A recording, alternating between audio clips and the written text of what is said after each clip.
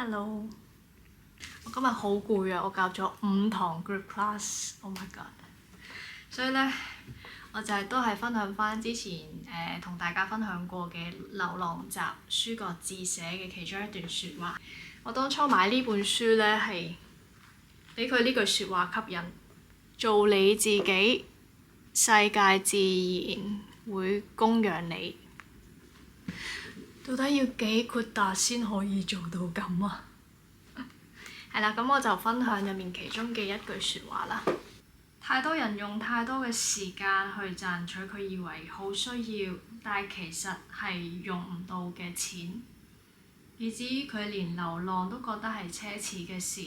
大家有冇曾經喺後生嘅時候，或者你哋而家都有諗過，等我賺多啲錢先，我再努力多3-5年，等我事業有啲基礎嘅時候，咁然之後咧，我就可以去旅行啦，放縱自己啦，可以無所事事咁樣半年1年唔做嘢，或者去好好咁去流浪啦。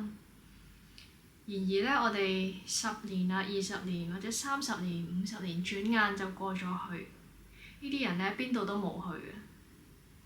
有時候咧，佢又再回望翻，諗下原本可能派用喺流浪上面嘅光陰，雖然係慳翻咗，但係咧，其實佢自己都未必係做咗一啲令到自己好覺得驕傲啊、好 proud of 嘅一啲事情啦。有朋友覺得我做辭職嘅決定係一個好有勇氣嘅決定，但係喺我嘅角度，要留喺度更加需要勇氣。所以我想像嘅理想生活唔係好似而家咁，所以我就決定咗裸辭去轉換我嘅生活環境，然之後一步一步靠近我想要成為嘅人，或者係想成為嘅、想創造嘅一個生活嘅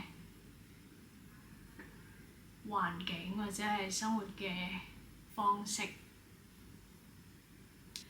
最後送俾大家一句，就係呢句。今日係咁多，拜拜。